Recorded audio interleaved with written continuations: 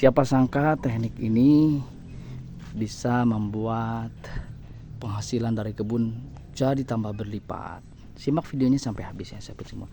Nah sahabat semua, di tempat kami ada yang punya kebun pepaya. Kebun pepaya dia penghasilannya per minggu 700.000. Untuk di kampung itu sudah besar ya. Per minggu 700.000 berarti satu bulannya kurang lebih dia akan menghasilkan 2.800.000 ya. Gitu, 2.800.000. Lalu yang menarik apa ya sahabat semua? Ternyata kunci suksesnya itu dia nggak mengandalkan satu pohon atau satu jenis tanaman. Dia punya 3 jenis tanaman yang saya lihat di kebunnya. Satu bayam ya. Ternyata ini dia yang earning power paling dahsyat itu bayam ya. Jadi di bawah pepayanya itu ada kebun bayam, ada pohon bayam banyak sekali. Bayamnya bayam lokal, daunnya besar-besar. Ini katanya penghasilan harian tuh dari bayam. Dan kalau dihitung itu penghasilan yang dari bayam dibanding pepaya besaran dari bayam katanya dia per hari. Nah pupuknya pupuk apa? Dia nggak sengaja mupuk bayam tapi mupuk gedang ya atau pepaya. Ternyata bayamnya ikut ke pupuk. Itu yang pertama. Jadi dia mengandalkan 3 jenis penghasilan.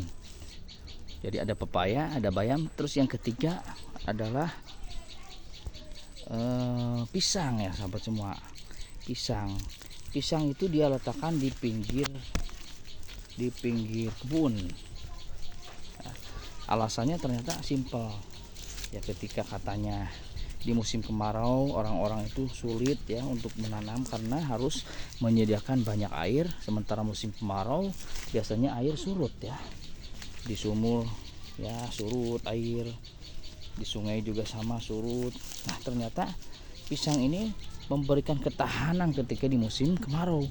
Di saat pohon yang lain ya dehidrasi, pohon pisang malah mengeluarkan buahnya dengan maksimal ya sahabat semua. Nah ini salah satu informasi yang menarik yang barangkali dibutuhkan, makanya tonton selanjutnya ya sahabat semua, saya akan jelaskan lebih lanjut lagi. Oke. Nah sistem tumpang sari ini memang harus terukur ya sahabat semua. Jadi kita harus pilih dan fokus, kita harus mengembangkan yang mana. Nah karena saya tetangganya punya tetangga yang tadi saya ceritakan, maka saya pun mengikuti ya. Tetangga saya tanam pepaya, saya juga ikuti tanam pepaya karena dia sudah punya pasarnya, jadi saya ikut pasar sama dia. Terus yang kedua, ketika dia mau bayam, punya tanam bayam, saya juga tanam bayam. Ternyata memang benar ya sahabat semua, earning powernya di bayam itu berkali lipat ya, dan modalnya dikit ya, bayangkan ya, per minggu bisa menghasilkan 500.000 rupiah kan lumayan ya sahabat semua. Kemudian yang ketiga dari pohon pisang itu hampir nyaris tanpa modal ya, Kenapa? Karena bibitnya juga hasil mengutin dari tetangga, hasil minta dari tetangga. Bahkan tetangga itu mendukung dan seneng karena kebunnya kan jadi bersih, karena anak-anakan pisang itu kan enggak semua ditumbuhkan, jadi ada yang dibuang. Nah, hasil buangan anak-anak pisang itu kita pungutin dan kita tanam di pinggiran kebun. Kalau pinggiran kebun misalkan punya 1 hektar aja, kita jadi punya pohon pisang untuk 1 hektar itu kurang lebih ya, ini kurang lebih seratusan pohon untuk bisa membuat ekonomi kita bertahan di kampung ini ya sahabat semua.